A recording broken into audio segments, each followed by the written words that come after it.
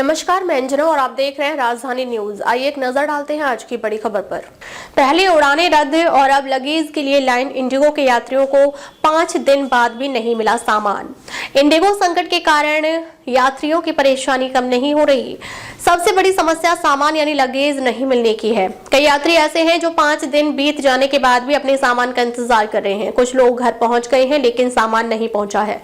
गुजरात के सूरत निवासी किरण और विभा गांधी 3 दिसंबर को वाराणसी से खजुराहो होते हुए आईजीआई एयरपोर्ट पहुंचे थे। यहां से उनकी उड़ान उसी दिन सूरत के लिए थी, लेकिन उड़ान रद्द हो गई। इसके बाद 5 दिसंबर के लिए रिशेड्यूल किया गया।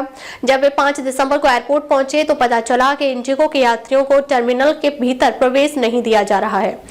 कस्टमर केयर से कई बार संपर्क करने के बाद उन्हें आश्वासन दिया गया कि उनका सामान घर पर पहुंचा दिया जाएगा, लेकिन उड़ान कब मिलेगी इसका कोई उत्तर नहीं मिला। किरण और विभा सूरत से तीर्थाटन के लिए निकले यात्रियों के उस जत्थे में शामिल हैं, जिसमें करीब 15 लोग और हैं। इनमें से किसी को भी अभी तक सामान नहीं मिला है।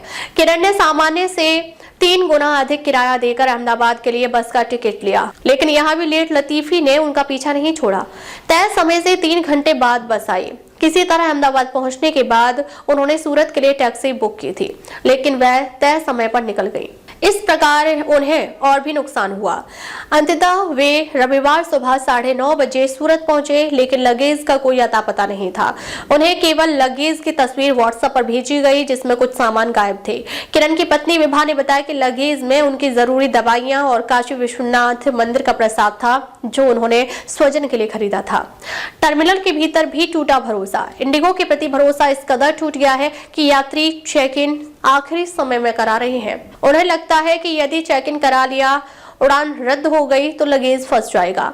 अकेले सफर कर रहे यात्रियों की कोशिश रहती है कि वे इतना कम लगेज अपने साथ लेकर चलें कि लगेज ओवरहेड केबिन में जमा करना पड़े। रांची से इंदौर की यात्रा 4 दिनों में हो रही पूरी।